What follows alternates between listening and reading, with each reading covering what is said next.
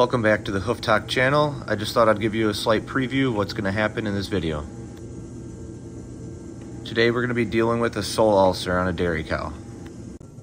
As always, a big shout out to all my followers and my viewers. I really appreciate the support. I'll keep content coming. Before I start, I'm just going to be cleaning up the hoof a little bit just so you guys can get a better idea of what's going on. Cleaning the hoof is not necessary, but you all seem to enjoy it, so every now and then I'll keep posting a video of cleaning it off.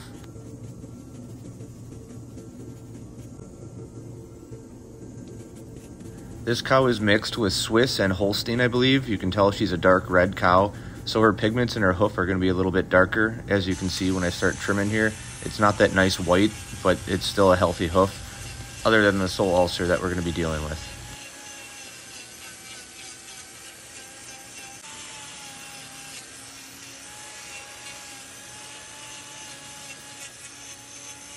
Now that she's trimmed down enough, we can start digging into the problem. I don't know the extent of how bad this sole ulcer is yet, so I'm just trying to go slow and just pick away little bits at a time.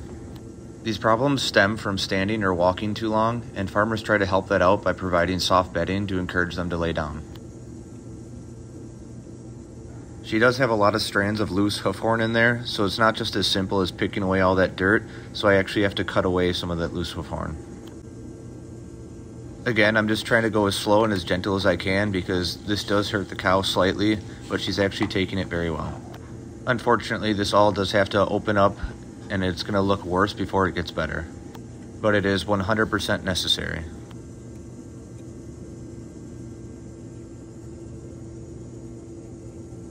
As I go, I just want to keep applying antibacterial solution just to keep it clean. I'm afraid that spraying this down with a hose or any sort of water is just going to aggravate it even more, so I don't want to do that. This blue solution that I put on it is just another topical solution that is supposed to aid in healing. Right now I'm taking that outer wall out a little bit. That is where she applies most of her weight, and that needs to be removed so that she doesn't apply any weight around that lesion. She is obviously very sensitive around that area, so it is thick, so I have to use a saw-like method when cutting. Even though I have a really sharp knife, I don't want to use the grinder on it because, like I said, that's going to aggravate it and hurt her more. This hoof horn will all grow back approximately 1/4 of an inch every month, and this will actually heal up pretty nicely in just a couple weeks' time. Now I just put some more antibacterial solution on it, dabbing it clean, and then I can start prepping to put the block on. I use a tool called a rasp, and what this does, it roughs up that other claw there so that the glue will stick better to the hoof and not fall off before it's healed.